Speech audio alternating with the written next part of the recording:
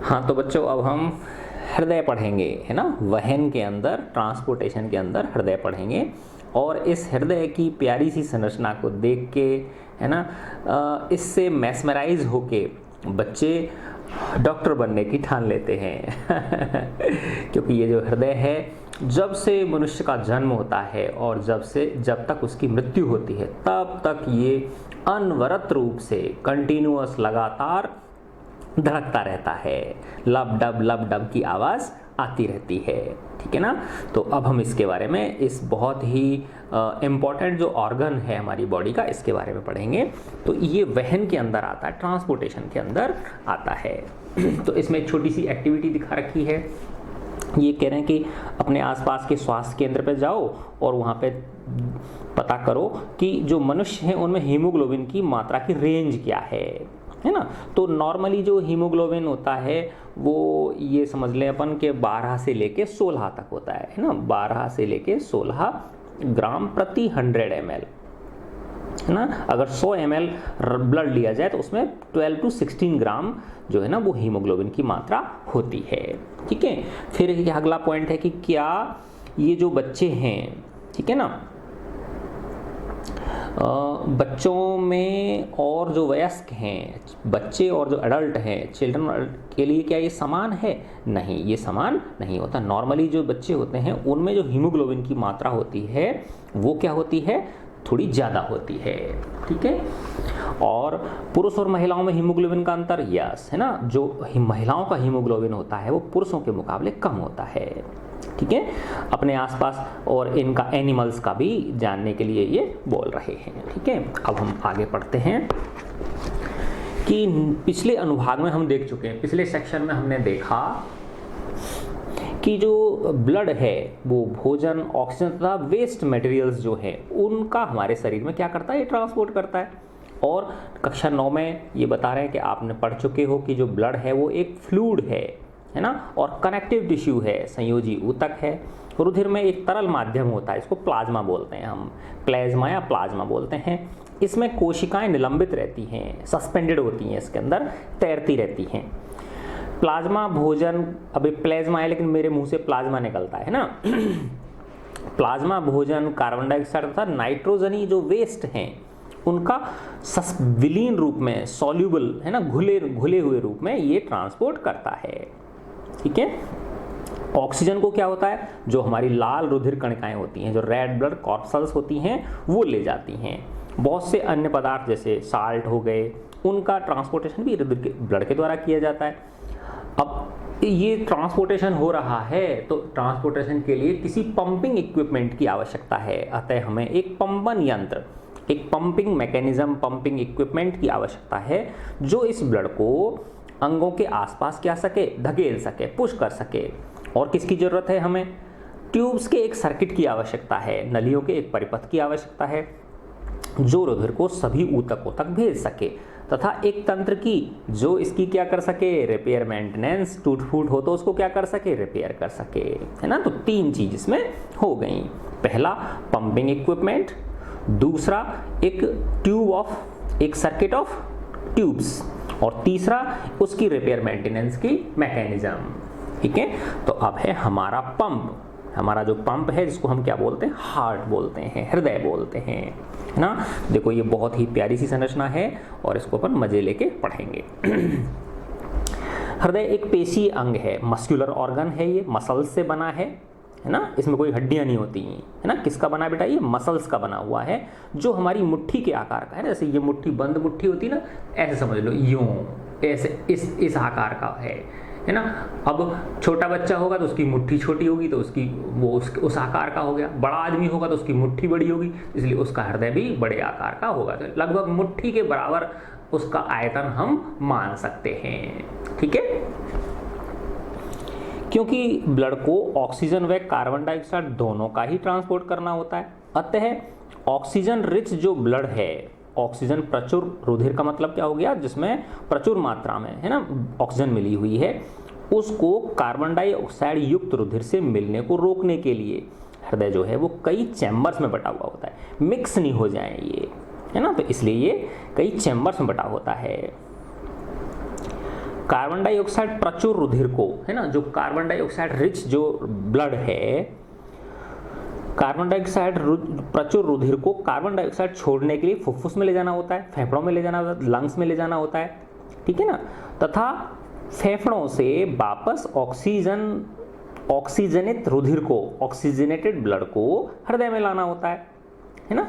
तो ये है ऑक्सीजन प्रचुर रुधिर तब शरीर के शेष हिस्सों में पंप किया जाता है ना।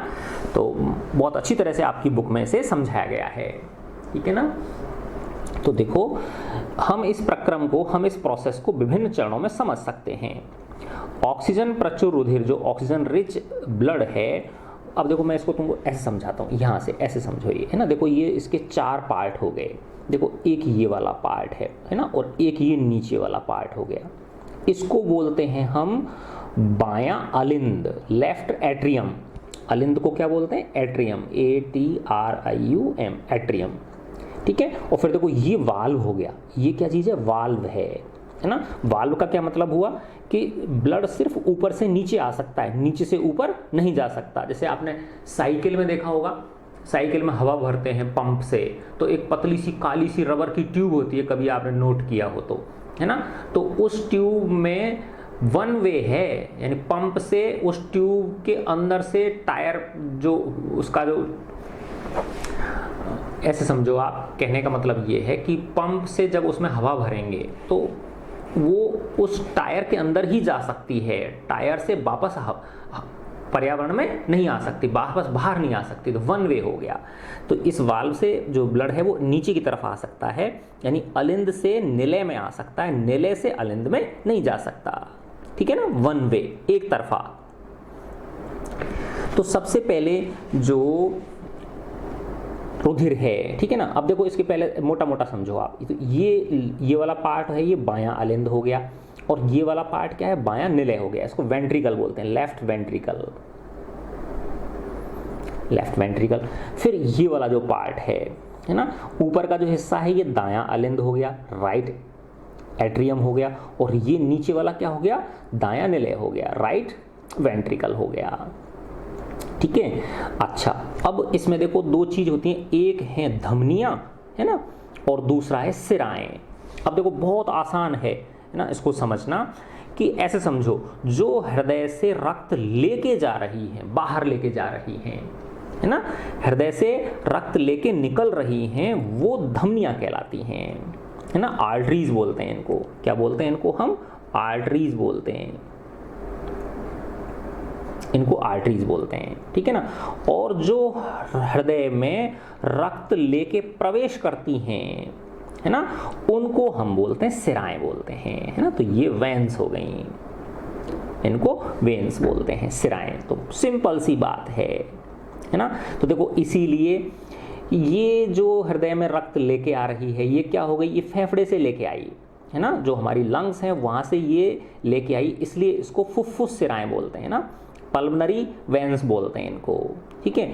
ये हृदय में, इसमें यहाँ पे रक्त लेके आ गई, फिर जब ये फुल भर जाएगा तो फिर इसमें आ जाएगा, प्रेशर बनेगा, तो ये इस नीचे बाएं वेंट्रिकल के अंदर आ जाएगा, ठीक है। जब ये बायां वेंट्रिकल फुल हो जाएगा तो फिर इसकी जो मांसपेशियां हैं वो संकुचित होंगी, सिकुड़ेंगी, फिर ये को धक्का मारेगा, फिर ये कहाँ जाएगा? हमारी पूरी बॉडी में जाएगा, है ना। तो अब ये बाहर निकलेगा, तो ये देखो ये निकलने वाला, तो ये क्या हो गई ना, ये देखो यहाँ से ऐसे निकलने वाली ये वाली महाधमनी। तो धमनी किसको बोलेंगे? जो हमारे हृदय से रक्त लेके निकलती हैं, है ना, तो ये महाधमनी हो गई। तो ये जो बायां निलय है, इसमें इसके संकुचन पे रक्त किस में से निकलता है? महाधमनी में से निकलता है, ठीक है। अब ये पूरी बॉडी, महाधमनी जो है ना, फिर आगे बढ़ती चली जाती है, छोटी छोटी इनमें ना, पूरी बॉडी के अंदर। फिर ये सब बॉडी में ऑक्सीजन वाला जो रक्त है वो पहुंच गया, फिर वहां से इकट्ठा होके कार्बन डाइऑक्साइड वाला जो रक्त है, ठीक है ना, वो इकट्ठा होके फिर कहाँ आएगा? वो यहाँ आएगा, है ना, इसके अंदर दाएं अलिंद में आएगा, ठीक है, शरीर के ऊपरी भागों से महाशिरा। तो ये क्या हो गई बताओ? ये महाशिरा हो गई, बड़ी वाली वेन हो गई ये, ठीक है ना। तो इसमें आ गया, फिर जब इसमें भरना शुरू हो जाएगा दाएं अलिंद के अंदर, है ना, जब दायां फुल भर जाएगा तो ये वाल्व खुल जाएगा और किस में आ जाएगा, ये दाएं निलय में आ जाएगा, है ना। और दायां निलय जब ये संकुचित होगा, है ना, तो फिर ये कार्बन डाइऑक्साइड वाला जो रक्त है ये फिर कहाँ चला जाएगा, फेफड़ों में चला जाएगा। किसमें चला जाएगा, फेफड़ों में चला जाएगा। तो देखो हृदय से निकल रहा है कि नहीं निकल रहा है ये, तो ये इसलिए ये भी क्या कहलाएगी, फुफ्फुस धमनी कहलाएगी, ये पल्मोनरी आर्टरी कहलाएगी, है ना। तो सिंपल सी चीज है। तो ये इसी तरह से इसमें आपकी बुक में समझाया गया है। तो इस प्रोसेस को हम विभिन्न चरणों में समझ सकते हैं। ऑक्सीजन रिच जो ब्लड है वो फुफ्फुस से, फेफड़े से हृदय में बाईं ओर स्थित, है ना, कहाँ आता है, हृदय के। अब देखो देखने में तुमको इस पेपर के ऊपर ये लग रहा होगा कि इधर का दायां हिस्सा है, इधर का बायां हिस्सा, जबकि ऐसे समझो कि ये हमारा हृदय है ना। तो जब इसको वैसे देखोगे आप तो ये वाला हिस्सा कौन सा आएगा, लेफ्ट हिस्सा आएगा, है ना। इस कागज को, बुक को आप अपनी सीने पे लगा लो, है ना, आगे की तरफ दिखता हुआ इस चित्र को, तो ऑटोमेटिकली ये वाला हिस्सा बायां बन जाएगा और ये वाला हिस्सा क्या बन जाएगा, दायां बन जाएगा, है ना, ठीक है। तो जो ऑक्सीजन रिच ब्लड है वो फेफड़ों से किस में आया, फुफ्फुस सिरा के द्वारा इसमें आया, बाएं अलिंद में आया, ठीक है ना। तो फुफ्फुस से हृदय बाईं ओर स्थित कोष्ठ बायां अलिंद, लेफ्ट एट्रियम में आता है। इस रुधिर को एकत्रित करते समय बायां अलिंद शिथिल होता है। जब ये इसमें कलेक्ट होता है तो ये जो बायां अलिंद है ये रिलैक्स होता है ना। रिलैक्स का मतलब ये ढीला पड़ जाता है, तो इसमें आता रहता है, आता रहता है। फिर इससे जो अगला कोष्ठ है बायां निलय, ये नीचे वाला, है ना, ये फैलता है, ठीक है ना। जब अगला कोष्ठ बायां निलय फैलता है तब यह संकुचित होता है। जब ये नीचे वाला फैलेगा तो ये कंप्रेस होगा, सीधी सी बात है। जब ये भर जाएगा फिर ये कंप्रेस होगा, ये कंप्रेस होगा तो ये फिर फैलेगा, तो इसमें आ जाएगा ये रक्त, है ना, जिससे रुधिर किसमें स्थानांतरित हो गया, बाएं अलिंद से बाएं निलय में स्थानांतरित हो गया। अपनी बारी पर जब पेशीय बायां निलय संकुचित हो, जब इसकी बारी आती है बाएं निलय की, पेशी इस बाएं निलय की जब बारी आती है, अपनी बारी पर जब पेशीय बायां निलय संकुचित होता है तब रुधिर शरीर में पंपित हो जाता है। तो फिर ये ब्लड कहाँ चला जाता है, हमारी बॉडी के अंदर पंप कर दिया जाता है ना। अब है ऊपर वाला दायां कोष्ठ, दायां अलिंद जब फैलता है ना। अब ये वाला जो हिस्सा है ये कब फैलेगा, जब पूरी बॉडी से कार्बन डाइऑक्साइड मिश्रित रक्त इसके अंदर प्रवेश करेगा, है ना। तो ऊपर वाला दायां कोष्ठ, दायां अलिंद जिसको बोलते हैं, राइट एट्रियम जिसको बोलते हैं, जब फैलता है तो शरीर से डीऑक्सीजनेटेड बोल दो या कार्बन डाइऑक्साइड युक्त बोल दो, बात एक ही है, ठीक है ना। तो डीऑक्सीजनेटेड जो ब्लड है इसमें आ जाता है ना। दाएं किस में आएगा, अलिंद में आ गया। जैसे ही दायां अलिंद संकुचित होगा ये कंप्रेस होगा, है ना, तो पिचकेगा तो इसमें आ जाएगा, नीचे वाले में ये वाल्व खुल जाएगा और किस में आ गया, दाएं निलय में आ गया। तो नीचे वाला संगत कोष्ठ दायां निलय फैल जाता है ना। यह रुधिर को दाएं निलय में स्थानांतरित कर देता है। रुधिर इसमें दाएं निलय में क्या हो गया, ट्रांसफर हो गया। जो रुधिर को फिर अब जब ये संकुचित होगा, इसकी बारी आएगी संकुचित होने की, तो ये कहाँ भेज देगा, इसको महाधमनी के द्वारा फेफड़ों में भेज देगा, ठीक है ना। जो रुधिर को ऑक्सीजनीकरण हेतु, ऑक्सीजनेशन हेतु अपनी बारी पर फुफ्फुस में पंप कर देता है, लंग्स में फेंक देता है ये अलिंद की अपेक्षा। अच्छा अब देखो कि ये जो ऊपर वाले तो क्या है, अलिंद हैं, एट्रियम है, और नीचे वाले क्या है, वेंट्रिकल हैं। तो ये जो नीचे वाले वेंट्रिकल हैं, है ना, इससे पूरे, जैसे ये बायां निलय है जब ये संकुचित होता है उस समय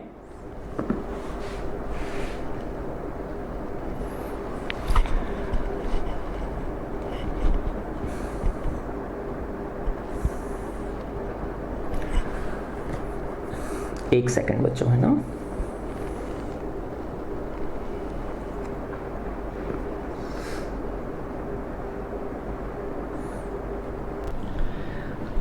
हाँ, तो ये जो नीचे वाला निलय है ना, ये जब कंप्रेस होता है, संकुचित होता है, तो ब्लड पूरी बॉडी के अंदर जाता है ना।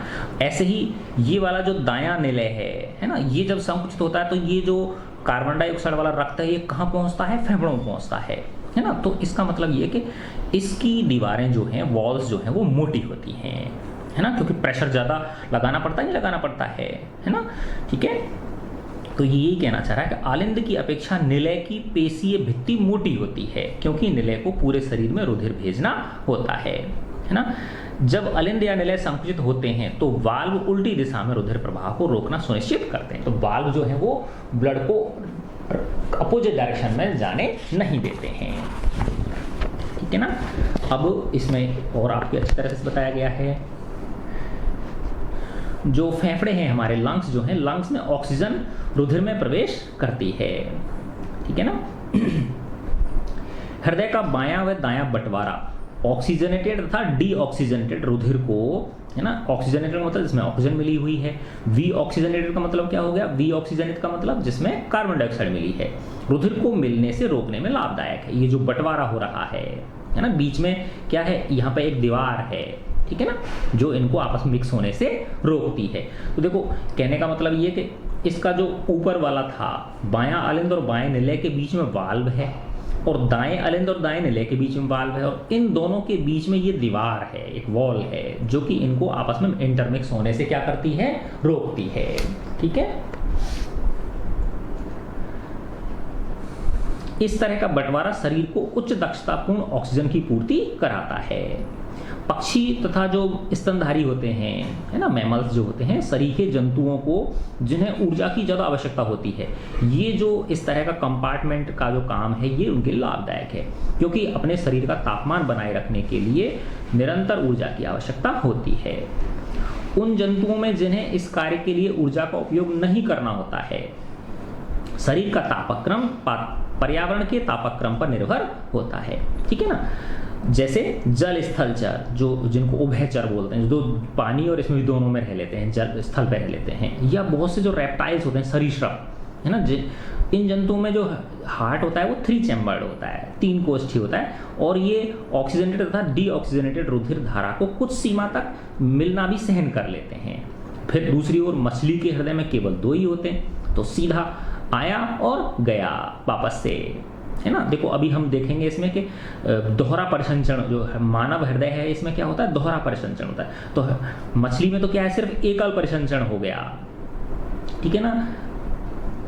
तो दूसरी ओर मछली के हृदय में केवल 2 कोष्ठ होते हैं, यहाँ से रुधिर क्लोम में भेजा जाता है, जहाँ से ऑक्सीजन ले लेता है वो, और सीधा शरीर में भेज दिया जाता है ना। इस तरह मछलियों के शरीर में एक चक्र में केवल एक ही बार रुधिर हृदय में जाता है। दूसरी ओर अन्य जो वर्टिब्रेट्स हैं, कशेरुकी, जिनमें हम मानव भी आते हैं, प्रत्येक चक्र में यह 2 बार हृदय में जाता है, इसीलिए इसको क्या बोलते हैं, हम दोहरा परिसंचरण बोलते हैं, है ना, डबल सर्कुलेशन इसको बोलते हैं। अब देखो ये डबल कैसे हुआ, यहाँ समझो आप, है ना, कि इस पहले ये देखो, ये फेफ जो फुफ्फुस सिरा द्वारा ये किस में आ गया, इस बाएं अलिंद में आ गया, है ना। बाएं अलिंद से फिर इसमें बाएं निलय में पहुंच गया, बाएं निलय से फिर ये इसके द्वारा, महाधमनी के द्वारा, है ना, किस में चला गया, बॉडी के अंदर चला गया। ये बॉडी मान लो इसको, हमारी शरीर को। फिर बॉडी में ऑक्सीजन यूज में आ गई, है ना, क्या बन गई, कार्बन डाइऑक्साइड बन गई। अब ये कार्बन डाइऑक्साइड वाला रक्त है ना, ये महाशिरा के द्वारा किस में आ गया, दाएं अलिंद में आ गया, दाएं अलिंद से फुल होके दाएं निलय में पहुंच गया, फिर दाएं निलय से ये किसके द्वारा, फुफ्फुस धमनी के द्वारा फिर कहाँ पहुंच गया, फेफड़ों में पहुंच गया। तो कहने का मतलब ये है कि 2 बार प्रवेश कर रहा है ये एक साइकिल में, है ना, कि पहले यहाँ आया, है ना, फिर गया वापस से, है ना।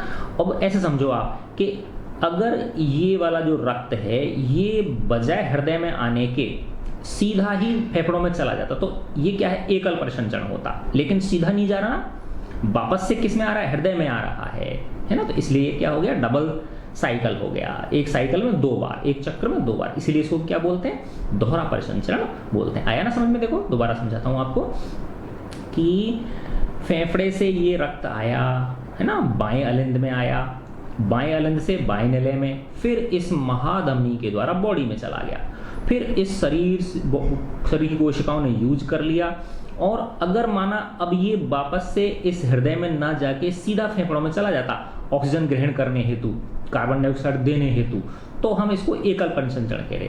लेकिन ऐसा नहीं हो रहा ना, वापस से किस में आ रहा है, ये हृदय में आ रहा है, तब फिर हृदय से इकट्ठा होकर फिर ये फेफड़ों में जा रहा है। इसलिए इस प्रक्रिया को हम क्या बोलते हैं? दोहरा संचरण बोलते हैं। ठीक है, यही इसमें समझाया गया है। फिर देखो ये ब्लड प्रेशर के बारे में बताया है इसमें कि ये जो है ना, देखो हमारे 120/80 प्रेशर जो होता है ना, नापते हैं इससे, है ना, रक्तचाप मापी होता है ना, स्फाइग्नोमैनोमीटर जो होता है। ठीक है ना, रुधिर वाहिकाओं की भित्ति के विरुद्ध जो दाब लगता है, जो वॉल है उसके अगेंस्ट जो प्रेशर लगता है, उसको हम क्या बोलते हैं? ब्लड प्रेशर बोलते हैं, है ना। अब ये दाब जो है वो सिराओं की अपेक्षा धमनियों में, क्योंकि धमनी लेके जाती है ना हृदय से, है ना, तो इसका धमनियों में ज़्यादा होता है ये। तो धमनी के अंदर का ही दाब नापते हैं, ये जो 120/80 होता है ना। तो जब ऐसे समझो आपके, जब हमारा ये जो ये वाला है, जो बायां निलय है, जब ये संकुचित हो रहा है ना, उस समय जो प्रेशर होगा वो क्या, ऊपर वाला प्रेशर हो गया। ठीक है ना, सिस्टोलिक प्रेशर हो गया, जिसको बोलते हैं हम प्रकुंचन दाब। क्या बोलेंगे इसको? प्रकुंचन दाब बोलेंगे। और जब ये क्या होगा? शिथिल होगा, जब, है ना, जब ये बायां निलय है, जब ये शिथिल होगा, उस समय फिर ये क्या कहलाएगा? अनुशिथिलन कहलाएगा, है ना, डायस्टोलिक प्रेशर कहलाएगा, जो नीचे वाला होता है। तो प्रकुंचन लगभग 180, 120 और अनुशिथिलन कितना? 80 एक स्वस्थ व्यक्ति के अंदर। और अगर इससे कम ज़्यादा है तो फिर इसका मतलब क्या है? वो एक परेशानी का कारण है। ठीक है, तो इसमें यही बताया गया है। रक्तदाब 120/80, 120 क्या हो गया? प्रकुंचन, 80 अनुशिथिलन मापा जाता है। रबर कफ वायु से फूल गया है ना, इससे फुला दिया, इसको ऐसे करता है डॉक्टर, ऐसे प्रेस करके डॉक्टर जो ऐसे करते हैं, है ना। अब देखो ये 120 से क्या है? ज़्यादा है। कफ में दाब 120 से ऊपर है, इसमें 120 से क्या है? कम है। ठीक है, इस तरह से ये बताया गया है आपके। अब हम पढ़ते हैं नलिकाएं, रुधिर वाहिकाएं, है ना, नलिकाएं, रुधिर वाहिकाएं। धमनी वे रुधिर वाहिकाएं हैं जो रुधिर को हृदय से शरीर के विभिन्न अंगों तक ले जाती हैं। तो आपने देखा ना, जो हृदय से रक्त लेके निकलती हैं वो क्या कहलाती हैं? धमनियां कहलाती हैं, है ना, जिनको आर्टरीज बोलते हैं, है ना। और धमनी की भित्ति क्या होती है? वॉल जो है वो मोटी और फ्लेक्सिबल होती है, क्योंकि रुधिर हृदय से उच्च दाब से निकलता है, हाई प्रेशर से निकलता है। सिराएं विभिन्न अंगों से रुधिर एकत्र करके वापस हृदय में लाती हैं, जो वेन्स होती हैं वो इकट्ठा करके लाती हैं। उनमें मोटी भित्ति की आवश्यकता, थिक वॉल की आवश्यकता नहीं होती, क्योंकि रुधिर में दाब होता है, बल्कि उसमें रुधिर की एक ही दिशा में प्रवाह, कम दाब होता है। रुधिर में कम दाब हो, कम नहीं भूल गया लिखना, कम दाब होता है, बल्कि इसमें क्या है? एक ही दिशा में प्रवाहित करने के लिए क्या लगे रहते हैं? वाल्व होते हैं इनके अंदर। ठीक है ना, शिराओं के अंदर। किसी अंग या ऊतक तक पहुंचकर धमनी उत्तरोत्तर छोटी छोटी वाहिकाओं में विभाजित होती जाती है, क्योंकि इस धमनी के जो ब्लड है ऑक्सीजन वाला, इसको हर कोशिका तक पहुंचना है। तो पहले तो महाधमनी होती है, फिर ये बढ़ती चली जाती है, बढ़ती चली जाती है ना, जिससे सभी कोशिकाओं से रुधिर का संपर्क हो सके। सबसे छोटी वाहिकाओं की भित्ति एक कोशिका मोटी जैसी होती है और रुधिर एवं आसपास की कोशिकाओं के मध्य पदार्थों का विनिमय इस पतली भित्ति के द्वारा, जैसे अपन ने उसमें देखा था ना, है ना, जो कूपिकाएं होती हैं, है ना, हमारी जो रेस्पिरेटरी सिस्टम पढ़ा था हमने, श्वसन पढ़ा था, उसमें जो गुब्बारेनुमा कूपिकाएं होती हैं, तो उनकी जो दीवारें होती हैं उनमें ब्लड कैपिलरीज का जाल होता है। तो वो जो ब्लड कैपिलरी होती हैं वो सिंगल सेल वाली ही होती हैं। तो कोशिकाएं तब आपस में मिलकर शिराएं बनाती हैं और रुधिर को अंग या ऊतक से दूर ले जाती हैं, है ना। तो ये देखो, फर्स्ट हमने हृदय पढ़ा, फिर ये ट्यूब सिस्टम पढ़ गया, जिसमें क्या है? धमनी और शिराएं हो गई।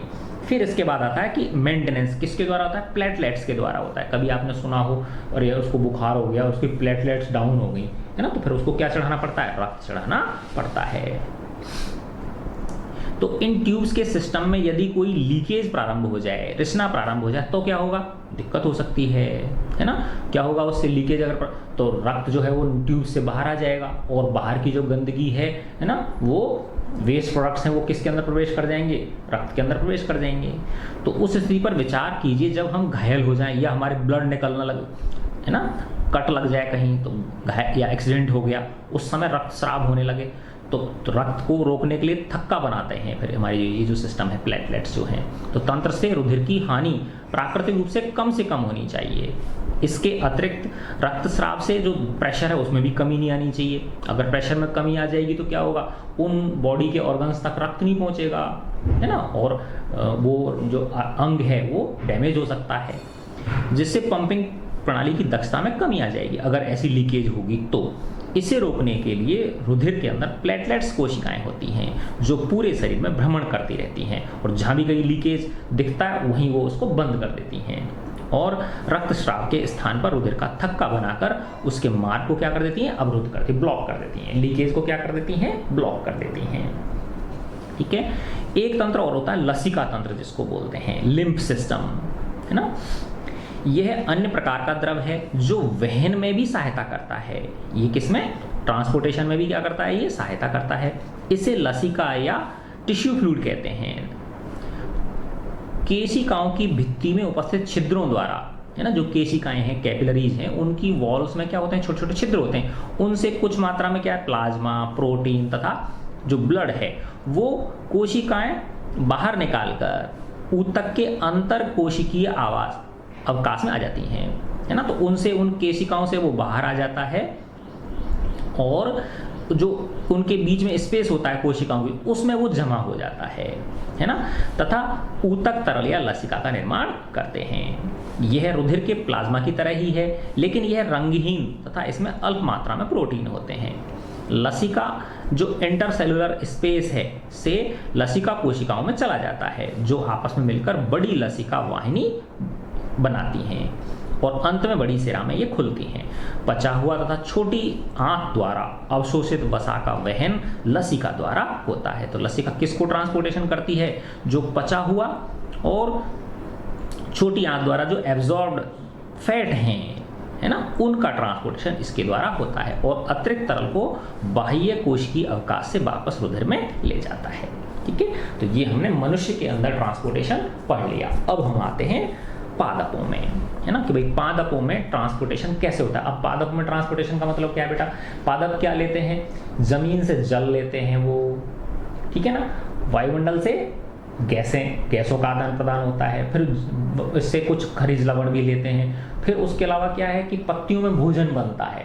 अब वो भोजन बना तो सिर्फ पत्तियों के अंदर, क्योंकि क्लोरोफिल कहाँ पे है, सिर्फ पत्तियों के अंदर है ना, मैक्सिमम जो है, और उसे जाना कहाँ है, उस भोजन को वापस पौधे के प्रत्येक पार्ट तक जाना है, यानी ऊपर टॉप से लेके और उसकी जड़ तक भी जाना है।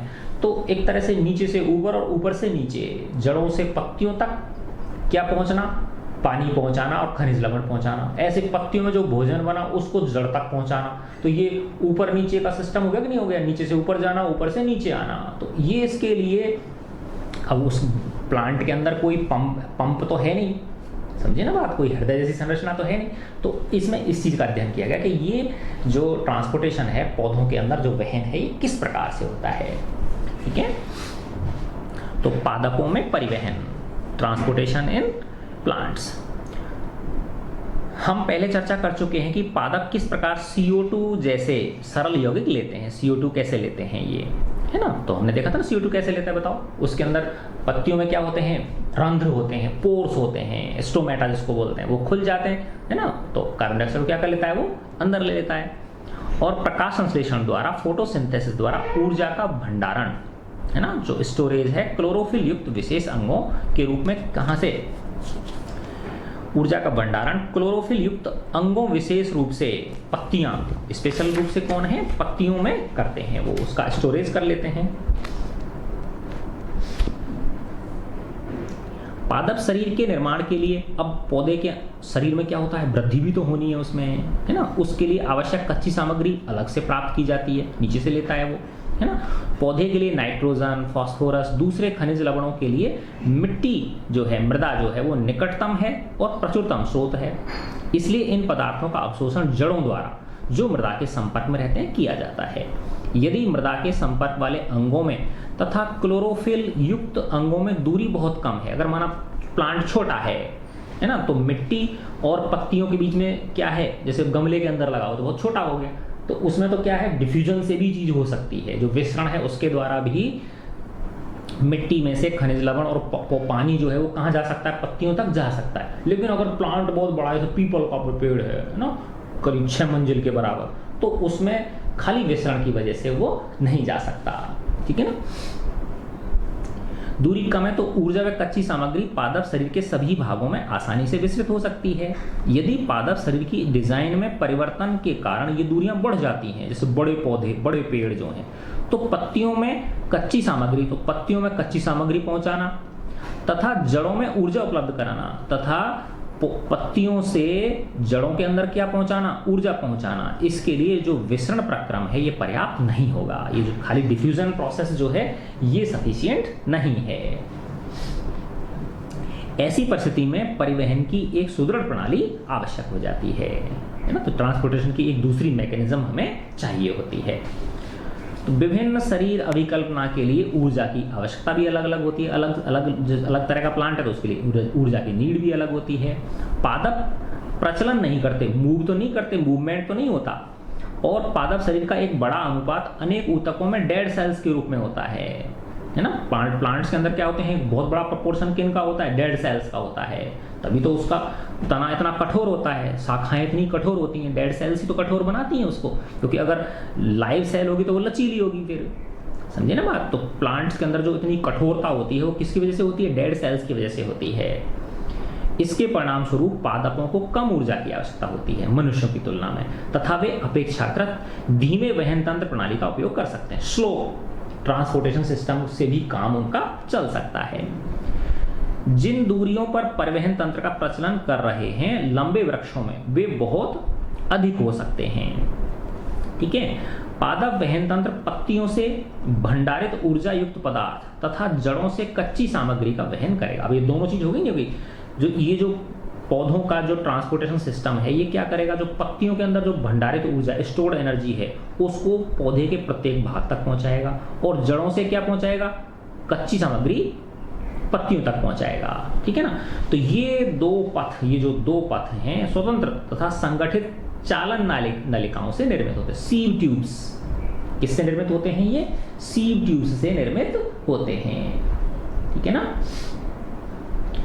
एक जाइलम है और एक दूसरा क्या होता है, फ्लोएम होता है ना। एक जाइलम है जो मृदा से प्राप्त जल और खनिज लवणों को वहन करता है।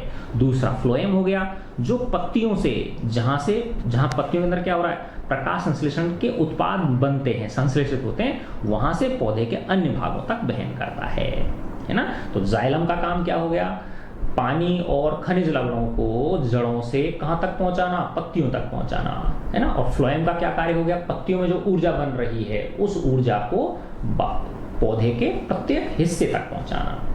ठीक है ना। इसके बारे में ये कह रहे हैं कि आप क्लास 9 में पढ़ चुके हो। ठीक है।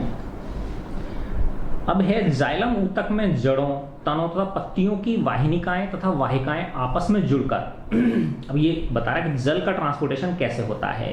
ठीक है ना। देखो मोटे मोटे रूप में ये है कि पत्तियों से क्या होता है, वाष्पीकरण होता है। देखो इसमें ये समझाया गया है कि जो पत्तियां हैं इनसे क्या होता है, वाष्पीकरण होता है, क्योंकि उस धूप में खड़ा रहता है पौधा, वाष्पीकरण होता है तो पानी उड़ता है ना। तो पानी उड़ता है तो एक तरह से नीचे से फिर एक प्रेशर क्रिएट होता है ना। एक तरह से चूषण जैसे होता है ना, चूसना, सक्शन पैदा हो गया है ना। तो उसकी वजह से क्या होगा, जो पानी है वो जमीन में से ऊपर की तरफ खिंचता हुआ चला जाता है ना। क्योंकि मैक्सिमम जो वाष्पीकरण है वो किसके द्वारा होता है, पत्तियों के द्वारा होता है ना। तो पत्तियों में से जब वाष्पीकरण से पानी उड़ेगा है ना, तो जितनी मात्रा में पानी ऊपर उड़ेगा उतनी ही मात्रा में नीचे से खिंचेगा। सीधी सी बात। जैसे आप ऐसे समझो, कोई वो स्ट्रॉ की सहायता से खींचते नहीं खींचते हैं, जैसे कोई भी चीज है उसको अपन मुंह में डाल के खींच रहे हैं तो अपन ऊपर की तरफ प्रेशर क्रिएट कर रहे हैं तो वो नीचे से ऊपर आता है, वो तरल है ना। तो वही सिस्टम इसमें हो गया कि वाष्पीकरण के द्वारा जो जल की हानि होती है उतनी ही मात्रा में जल नीचे से, जमीन से कहाँ आ जाता है, ऊपर पत्तियों तक पहुंच जाता है। ठीक है। तो यही इसमें समझाया गया है। जाइलम ऊतक में जड़ों, तनों तथा पत्तियों की वाहिनिकाएं और वाहिकाएं है ना आपस में जुड़कर जल संवहन वाहिकाओं का एक सतत जाल बनाती हैं जो पादप के सभी भागों में संबद्ध होता है। जड़ों की कोशिकाएं मिट्टी के संपर्क में होती हैं तथा वे सक्रिय रूप से आयन प्राप्त करती है, एक तरह से आयनाइजेशन हो जाता है। यह जड़ और मृदा के मध्य आयन की जो कंसंट्रेशन में डिफरेंस है ना, वो पैदा कर देता है। इस अंतर को समाप्त करने के लिए मिट्टी से जल किस में प्रवेश कर जाता है? जड़ में प्रवेश कर जाता है।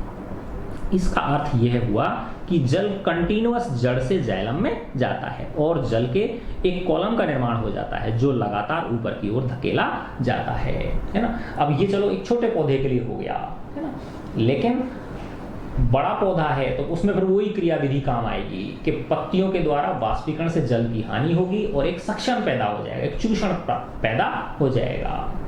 ठीक है, जो हम आमतौर पर पादपों की ऊंचाई देखते हैं, यह दाब जल को वहां तक पहुंचाने के लिए स्वयं में पर्याप्त नहीं है। अगर बहुत ऊंचाई है पौधे की तो पादप जाइलम द्वारा सबसे ऊंचाई के बिंदु तक जल पहुंचाने की कोई और डिवाइस काम में लेकर, वो मैंने आपको बता दिया वो क्या है, वाष्पीकरण से जो जल की हानि होती है वो चीज हो गई, है ना। तो इसमें यही बताया गया है। यह मानकर कि पादप को पर्याप्त जलापूर्ति है, जिस जल की रंध्र के द्वारा, पोर्स के द्वारा हानि हुई, उसका प्रतिस्थापन पत्तियों से जाइलम वाहिकाओं द्वारा हो जाता है। वास्तव में कोशिका से जल के अणुओं का वाष्पन एक चूषण उत्पन्न करता है, एक सक्शन पैदा कर देता है। ये क्या पैदा करता है? एक सक्शन पैदा कर देता है, चूषण उत्पन्न करता है, जो जल को जड़ों में उपस्थित जाइलम कोशिकाओं द्वारा खींचता है। पादप के वायवीय भागों द्वारा वाष्प के रूप में जल की हानि वाष्पोत्सर्जन कहलाती है। ठीक है, अतः वाष्पोत्सर्जन जल के अवशोषण एवं जड़ से पत्तियों तक जल तथा उसमें विलेय खनिज लवणों के ऊपरमुखी गति में सहायक है। देखो क्लियर दे दिया इसने। ठीक है, यह ताप के नियमन में भी सहायक है, टेम्परेचर को भी रेगुलेट करता है। जल के वहन में मूल दाब जो रूट प्रेशर होता है रात्रि के समय विशेष रूप से प्रभावी है ना। अब जब रात के टाइम पे क्या नहीं हो रहा, वाष्पोत्सर्जन नहीं हो रहा, उस समय जो जितना चाहिए उतना जल और खनिज लवणों की पूर्ति ये रूट प्रेशर करता है, फिर वो जो आयनों की कंसंट्रेशन का जो डिफरेंस था वो पैदा करता है। दिन में जब रंध्र खुले हैं, वाष्पोत्सर्जन कर्षण जाइलम में जल की गति के लिए मुख्य प्रेरक बल होता है। तो रात के टाइम पे तो जो रूट प्रेशर है, मूल दाब है वो, और दिन के टाइम में वाष्पोत्सर्जन। ठीक है, तो ये तो किसकी हो गई? जल और खनिज लवणों का ट्रांसपोर्टेशन हो गया। अब है कि भाई जो भोजन पत्तियों में बना वो पौधे से पत्तियों के, पौधे से पौधे की जो पत्ती है वहां से पौधे के प्रत्येक भाग तक कैसे जाएगा, ठीक है ना, उसके लिए तो भोजन तथा दूसरे पदार्थों का ट्रांसपोर्टेशन। अब तक हम पादप में जल तथा खनिज लवणों की चर्चा कर चुके हैं। अब हम चर्चा करते हैं कि जो ऑक्सीडेशन रिडक्शन क्रियाएं हो रही हैं, जो उपापचयी अभिक्रियाएं हो रही हैं जिनसे ऊर्जा का निर्माण हो रहा है, विशेष रूप से प्रकाश संश्लेषण, फोटोसिंथेसिस, है ना, जो पत्तियों में होता है तथा पादप के अन्य भागों में कैसे भेजे जाते हैं, यानी पत्तियों से जो ऊर्जा है, जो बने हुए पदार्थ हैं, वो अन्य भागों तक कैसे जाते हैं। प्रकाश संश्लेषण के विलेय उत्पादों का वहन स्थानांतरण कहलाता है और यह संवहन ऊतक के फ्लोएम नामक भाग द्वारा होता है ना। जो ये वस्कुलर टिश्यूज होते हैं इनको संवहन ऊतक बोलते हैं। जाइलम और फ्लोएम को क्या बोलते हैं? संवहन ऊतक, वस्कुलर टिश्यूज, है ना। तो जाइलम का काम तो अपन ने देख लिया था कि भाई जड़ों से, है ना, जल और अन्य खनिज लवणों को पत्तियों तक पहुंचाना, है ना। और फ्लोएम का क्या कार्य हो गया? पत्तियों में जो ऊर्जा बनी, है ना, जो भोजन बना प्रकाश संश्लेषण की क्रिया द्वारा, उसको पौधे के प्रत्येक भाग तक पहुंचाना, वो क्या है? फ्लोएम नामक भाग द्वारा होता है। तो ये सब क्या है? ट्यूब्स हैं। प्रकाश संश्लेषण के उत्पादों के अलावा फ्लोएम किस किस को? अमीनो अम्ल तथा अन्य पदार्थों का ट्रांसपोर्टेशन भी करता है। ये पदार्थ विशेष रूप से जड़ के भंडारण अंगों, फलों तथा बीजों तथा वृद्धि वाले अंगों में ले जाए जाते हैं, है ना। तो ये पदार्थ जो है ना, कहाँ? जड़ के अंदर जो स्टोर होते हैं वहां पर पहुंचाए जाते हैं, फ्रूट्स के अंदर, बीजों के अंदर तथा अन्य जो डेवलपमेंट वाले अंग हैं वहां तक ये जो प्रकाश संश्लेषण के जो उत्पाद हैं इनको पहुंचाया जाता है। भोजन तथा अन्य पदार्थों का स्थानांतरण संलग्न साथी कोशिका की सहायता से, जो एडजॉइनिंग कंपेनियन सेल्स होती हैं उनकी सहायता से सीड ट्यूब्स में ऊपरमुखी तथा अधोमुखी दोनों दिशाओं में होता है, ऊपर भी और नीचे भी इनका ट्रांसपोर्टेशन होता है। जाइलम द्वारा परिवहन जैसे सामान्य भौतिक बलों द्वारा समझाया जा सकता है। जाइलम में तो आराम से समझ लिया हमने कि भाई वाष्पोत्सर्जन होता है और उससे एक प्रेशर क्रिएट होता है जिससे कि पानी और खनिज लवण ऊपर की तरफ खिंचते हैं, है ना। लेकिन यहाँ ये चीज़ हम नहीं समझा सकते। से विपरीत फ्लोएम द्वारा स्थानांतरण है जो ऊर्जा के उपभोग से पूरा होता है, तो इसमें एनर्जी की जरूरत होती है, तो उसमें हमें जो है ना एनर्जी की जरूरत नहीं थी। तो सुक्रोज सरीखे पदार्थ फ्लोएम ऊतक में एटीपी से प्राप्त ऊर्जा से ही स्थानांतरित होते हैं। तो ये जो एटीपी में जो ऊर्जा होती है उसको उपभोग करते हैं। यह ऊतक का परासरण दाब बढ़ा देता है, उसका जो डिफ्यूजन प्रेशर है उसको बढ़ा देता है, जिससे जल इसमें प्रवेश कर जाता है। यह दाब पदार्थों को फ्लोएम से उस ऊतक तक ले जाता है जहां दाब कम होता है। यह फ्लोएम को पादप की आवश्यकता के अनुसार पदार्थों का स्थानांतरण कराता है। उदाहरण के लिए जब जैसे बसंत का मौसम होता है उस समय क्या होता है, देखा होगा आपने कि कलियां जो है ना वो खिलती हैं। जड़ व तने के ऊतकों में भंडारित जो शर्करा होती है ना, उसका ट्रांसपोर्टेशन कलिकाओं में होता है, जिससे वृद्धि के लिए ऊर्जा की आवश्यकता होती है। ठीक है ना। जैसे पत्तियां झड़ गई, दूसरी नई पत्तियां आ रही हैं, तो बहुत ज़्यादा ऊर्जा चाहिए कि नहीं चाहिए, तो वो कहाँ से, जो जड़ और तनों के अंदर जो स्टोर थी एनर्जी, वो वहां तक ट्रांसफर होती है। ठीक है बच्चों, तो ये आपका हमने पढ़ लिया ट्रांसपोर्टेशन, जिसको हम वहन कहते हैं। क्या कहते हैं? जिसे हम वहन कहते हैं। ठीक है। अब इसके बाद आता है आपका उत्सर्जन। इसका लास्ट पार्ट है एक्सक्रीशन, उत्सर्जन, है ना। तो देखो हमने देखा था बेटा कि कोई भी प्रक्रिया जो होती है ना, उसमें किन का निर्माण होता है? वेस्ट प्रोडक्ट्स का निर्माण होता है। जैसे आप लकड़ी जलाओ तो राख निर्मित होती है ना। वाहन जब चलता है तो धुआं निकलती है, तो वो क्या है? सब वेस्ट प्रोडक्ट्स हैं ये, है ना। तो वैसे ही हमारी बॉडी भी एक क्या है? एक मशीन है। तो इसमें कितनी सारी केमिकल रिएक्शंस हो रही हैं, तो क्या बनते हैं? वेस्ट प्रोडक्ट्स बनते हैं, है ना। जैसे हमने रेस्पिरेशन देखा, तो रेस्पिरेशन में क्या बनी? कार्बन डाइऑक्साइड बनी, तो ये क्या है? वेस्ट प्रोडक्ट है। ऐसे ही हमारी बॉडी के अंदर, है ना, जो मल होता है वो है ना, और जो पेशाब होता है ये क्या है? सब वेस्ट प्रोडक्ट्स हैं। तो इनको बॉडी से बाहर निकालना। तो इस एक्सक्रीशन सिस्टम में मेनली किसके बारे में चर्चा होती है? पेशाब के बारे में चर्चा होती है कि किस तरह से हमारी बॉडी में रक्त में से पेशाब को फिल्टर किया जाता है। ठीक है, इसको हम उत्सर्जन बोलते हैं। हम चर्चा कर चुके हैं कि जीव प्रकाश संश्लेषण तथा श्वसन में जनित वर्ज्य पदार्थों को, वेस्ट प्रोडक्ट्स को, है ना, वेस्ट गैसेस को कैसे छुटकारा पाते। तो वेस्ट गैसेस को CO2 कहाँ जाती है? लंग्स में जाती है, और लंग्स के द्वारा फिर वापस नाक के माध्यम से बाहर निकाल दी जाती है। अन्य उपापचयी क्रियाओं में जो अन्य केमिकल रिएक्शंस होती हैं, ऑक्सीडेशन रिएक्शन जो अभिक्रियाएं होती हैं, ऑक्सीकरण अपचयन अभिक्रियाएं जो होती हैं, उनमें जो पैदा होने वाले नाइट्रोजन युक्त पदार्थों को निकलना आवश्यक है। ये विषैले होते हैं, है ना। वह जो लाइफ प्रोसेस है जिसमें इन हानिकारक उपापचयी वर्ज्य पदार्थों का, है ना, जो वेस्ट प्रोडक्ट्स हैं, इनका जो निष्कासन होता है, इसको हम क्या बोलते हैं? उत्सर्जन कहते हैं। विभिन्न जंतु इसके लिए विभिन्न युक्तियां उत्पन्न करते, प्रयोग में लेते हैं। बहुत से एक कोशिक जीव इन अपशिष्टों को शरीर की सतह से ही जल में विसर्जित कर देते हैं। एक कोश की जीव होते तो वो तो उनकी जो सरफेस होती है उससे बाहर निकाल देते हैं, है ना। जैसा कि हम अन्य प्रक्रम में देख चुके हैं, जो जटिल बहुकोशिकीय जीव हैं, कॉम्प्लेक्स मल्टी सेलुलर जो ऑर्गेनाइज्म है, इस कार्य को पूरा करने के लिए उनके पास क्या होते हैं? विशिष्ट अंग होते हैं। जैसे कि मानव के पास क्या है? किडनीज हैं, जिसको हम वृक्क बोलते हैं। ठीक है। मानव के उत्सर्जन में एक जोड़ा वृक्क, वन पेयर क्या होते हैं? किडनी होती हैं। एक मूत्रवाहिनी, देखो ये जो सेम के आकार के, बीज के आकार की, ये क्या है? किडनीज हैं, है ना। तो ये बायां वृक्क हो गया, ये दायां वृक्क हो गया। ठीक है ना। और ये देखो ये दो नली जा रही हैं, इनको बोलते हैं मूत्रवाहिनी, है ना। और फिर यहाँ जाके ये इकट्ठा जो हो रहा है, ये क्या हो गया? मूत्राशय हो गया। ठीक है। एक मूत्राशय तथा एक मूत्र मार्ग होता है। वृक्क उदर में रीढ़ की हड्डी के दोनों ओर स्थित होते हैं। ये जो किडनी है रीढ़ की हड्डी के दोनों ओर स्थित होते हैं। वृक्क में, किडनीज में मूत्र बनने के बाद मूत्रवाहिनी में होता हुआ मूत्राशय में चला जाता है ना। जो मूत्र है ये बनने के बाद मूत्रवाहिनी में होता हुआ कहाँ चला जाता है? इसके अंदर मूत्राशय में, यूरिनरी ब्लैडर में चला जाता है। यहां तब तक इकट्ठा होता रहता जब तक मूत्र मार्ग से यह बाहर नहीं निकाल दिया जाता, है ना। मूत्र किस प्रकार बनता है ना। मूत्र बनने के उद्देश्य, रुधिर में से क्या उद्देश्य इसका? कि जो ब्लड है उसमें से वेस्ट प्रोडक्ट्स को छान कर बाहर करना है। ठीक है ना। फेफड़ों में CO2 रुधिर से अलग हो जाती है, देख लिया हमने।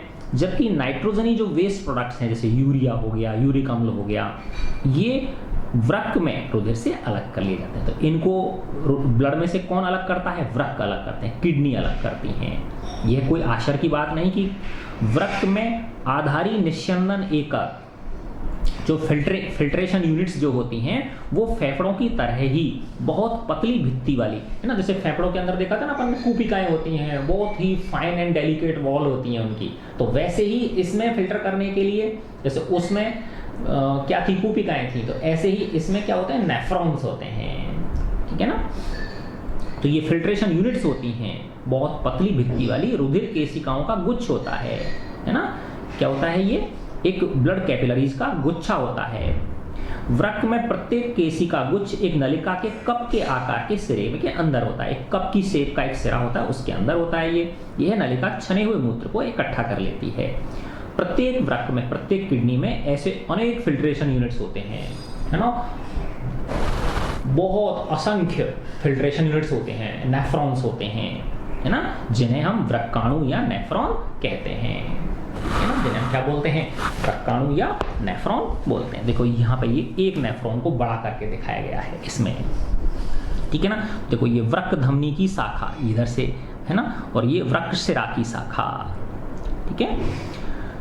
और ये क्या है, वोमन संपुट कहलाता है ये, है ना, और इस वाले एरिया को ग्लोमेरुलस भी बोलते हैं, है ना। और इस चित्र को बेटा अच्छी तरह से बनाने की प्रैक्टिस भी आप कर लेना, है ना। वृक्काणु का नलिकाकार भाग, ये ट्यूबुलर स्ट्रक्चर हो गई उसकी, है ना, और ये वृक्क धमनी हो गई, और फिर ये कलेक्टिंग ट्यूब हो गई जिसमें पेशाब इकट्ठा करते हैं हम, ठीक है। तो इसमें क्या होती हैं, बहुत सारी मात्रा में नेफ्रॉन्स होते हैं जो आपस में निकटता से पैक रहते हैं। ये नेफ्रॉन्स कैसे होते हैं, क्लोजली पैक्ड होते हैं, है ना। कैसे रहते हैं, ये बहुत ही क्लोजली पैक्ड होते हैं। प्रारंभिक निस्यंद में जो इनिशियल फिल्ट्रेट होता है उसमें कुछ पदार्थ जैसे ग्लूकोज, अमीनो अम्ल, लवण और प्रचुर मात्रा में जल रह जाते हैं, है ना। तो जैसे जैसे मूत्र इस नलिका में प्रवाहित होता है, इन पदार्थों का चयनित पुनरावशोषण होता है। तो सेलेक्टिव एब्जॉर्बिंग होती है इसकी, तो बार बार इसको घूमता है इसमें से, इस पूरे सिस्टम में बार बार घूमता है, जिसमें से क्या हो कि इन चीज़ों को निकाल सकें। यूजफुल चीज़ें ना बेटा, ये बॉडी से बाहर नहीं जानी चाहिए, है ना। ग्लूकोज हो गया, अमीनो अम्ल हो गया, लवण हो गया, है ना, ये सब बाहर नहीं जाने चाहिए। तो इनका बार बार ये इसमें घूमते रहते हैं इस सिस्टम के अंदर, तो उसमें से ये एब्जॉर्ब कर लेते हैं। सेलेक्टिव एब्जॉर्प्शन होता है इनका। जल की मात्रा, पुनरावशोषण, शरीर में उपलब्ध अतिरिक्त जल की मात्रा पर तथा कितना विलेय वर्ज्य उत्सर्जित करना है उस पर निर्भर करती है, ठीक है ना। प्रत्येक वृक्क में बनने वाला मूत्र एक लंबी नलिका, मूत्रवाहिनी जिसको बोलते हैं, उसमें प्रवेश करता है जो वृक्क से मूत्राशय से जोड़ती है। वृक्कों को कहाँ से, यूरिनरी ब्लैडर से जोड़ती है। मूत्राशय में मूत्र स्टोर होता है, और जब तक कि फैले हुए मूत्राशय का दाब मूत्र मार्ग द्वारा उसे बाहर न कर दे, ठीक है ना, तब तक कि इसमें क्या होता है, स्टोर होता रहता है। मूत्राशय पेशीय होता है, ये मस्कुलर स्ट्रक्चर होती है, अतः यह तंत्रिका नियंत्रण में है, नर्वस कंट्रोल में होता है, ठीक है ना। इसकी चर्चा हम कर चुके हैं। परिणाम स्वरूप हम प्राय मूत्र निकासी को नियंत्रित कर सकते हैं, कंट्रोल कर सकते हैं, ठीक है ना। अब इसमें देखो बच्चों, एक ये कृत्रिम वृक्क दिखा रखा है ना, इसको डायलिसिस बोलते हैं, अपोहन डायलिसिस आपने सुना भी होगा, जिसकी किडनी में प्रॉब्लम हो जाती है उन लोगों को आर्टिफिशियल एक तरह से किडनी है ये, है ना, मशीन के द्वारा उनके रक्त को छाना जाता है, ठीक है ना। तो इसको हम कृत्रिम वृक्क बोलते हैं, आर्टिफिशियल किडनी बोलते हैं, या डायलिसिस इस मेथड को हम बोलते हैं, ठीक है। तो सर्वाइवल के लिए, उत्तरजीविता के लिए वृक्क जो है वो एक जैव अंग है ना। कई कारक जैसे माना कोई इन्फेक्शन हो जाए, कोई चोट लग जाए, वृक्क में सीमित रुधिर प्रवाह वृक्क की क्रियाशीलता को कम कर देते हैं। यह शरीर में विषैले अपशिष्ट को संचित कराता है, जिससे व्यक्ति की क्या हो सकती है, मृत्यु हो सकती है। तो वृक्क के अक्रिय होने की अवस्था में, है ना, माना वृक्क काम नहीं कर रहा, उस अवस्था में कृत्रिम वृक्क का उपयोग किया जाता है, आर्टिफिशियल किडनी का उपयोग किया जाता है। एक कृत्रिम वृक्क नाइट्रोजनी अपशिष्ट पदार्थों को रुधिर में से डायलिसिस द्वारा अलग कर लेता है ना, अलग करने की ये युक्ति है ना। देखो यहाँ पे ये समझाया गया है। तो इस तरह से व्यक्ति का जो रक्त है ना, ये इस मशीन में गया, है ना। इस मशीन में क्या है, ये ट्यूब्स हैं और इन ट्यूब्स में छोटे छोटे छिद्र होते हैं, है ना। और इसमें एक विशेष प्रकार का तरल बहता रहता है। ये देखो, ये जो है ना, ये बोतल जो दिखा रखी है इसमें, तो ये जो तरल बहता रहता है ये इस ब्लड में से जो नाइट्रोजनी वेस्ट हैं, है ना, उनको एब्जॉर्ब कर लेता है, ठीक है ना। फिर वापस से ये जो है ना, इस ब्लड को इस व्यक्ति के अंदर ही इंजेक्ट कर दिया जाता है ना। तो कहने का मतलब है जिस काम को किडनी कर रही थी, छानने का, ब्लड को छानने का, वो एक यहाँ पे मशीन कर रही है, ठीक है ना। ये इसमें समझाया गया है। कृत्रिम जो वृक्क है वो बहुत सी अर्ध पारगम्य, है ना, लाइनिंग वाली नलिकाओं से युक्त होती है। ये नलिकाएं डायलिसिस द्रव से भरी हुई टंकी में लगी होती हैं। इस द्रव का पराशरण दाब रुधिर जैसा ही होता है, इसका ऑस्मोटिक प्रेशर जो होता है वो, लेकिन इसमें नाइट्रोजनी अपशिष्ट नहीं होते हैं। रोगी के रुधिर को इन नलिकाओं से प्रवाहित करते हैं। इस मार्ग में रुधिर से अपशिष्ट पदार्थ डिफ्यूजन द्वारा अपोहन द्रव में आ जाते हैं, है ना। तो डिफ्यूजन से ये इस जो द्रव है इसके अंदर वो एब्जॉर्ब कर लिए जाते हैं। शुद्धिकृत रुधिर वापस रोगी के शरीर में पंपित कर दिया जाता है ना। यह वृक्क के कार्य के समान है, लेकिन एक अंतर है कि इसमें कोई पुनरावशोषण नहीं है। यस, है ना। जैसे उसमें था ना, उसको एब्जॉर्ब कर लेता था, सेलेक्टिव उसमें वो चीज़ थी। इसमें बहुत सारी चीज़ों की क्या हो जाती है, हानि हो जाती है ना। हमारी बॉडी उनको यूजफुल जो अमीनो अम्ल पढ़े थे हमने, ठीक है ना, उनको अमीनो अम्ल हो गया, बहुत से साल्ट हो गए, ग्लूकोज हो गए, तो उनकी हानि हो जाती है एक तरह से। प्राय एक स्वस्थ व्यक्ति वयस्क में प्रतिदिन 180 लीटर इनिशियल फिल्ट्रेट वृक्क में होता है। सोचो कितना, एक दिन में 180 लीटर छानता है ये किडनी जो है हमारी दोनों, है ना। 180 लीटर कितनी बड़ी बात होती है। तो ये प्रोसेस लगातार चलता रहता है, दिन रात चलता रहता है। यद्यपि तभी तो कहते हैं ना किडनी कितनी इंपॉर्टेंट होती है ना। तो हमको बेटा जो है ना, ये जो फास्ट फूड वगैरह होते हैं, है ना, ईटिंग हैबिट्स को हमारी को सुधार के रखना चाहिए। जो फालतू की चीज़ें ना बाजार में जो मिलती हैं, कभी कभार खा लो चलो ठीक है, लेकिन इनकी आदत नहीं बनानी चाहिए। इससे क्या है, हमारी किडनी, और यस, डॉक्टर की दवाइयाँ जो होती हैं, है ना, जाके यूँ ही मेडिकल स्टोर से पेन किलर्स नहीं लेने चाहिए हमको, डॉक्टर की सलाह से ही दवाइयाँ लेनी चाहिए, क्योंकि उल्टी सीधी जो दवाइयाँ हैं वो हमारी किडनीज को खराब कर देती हैं, है ना।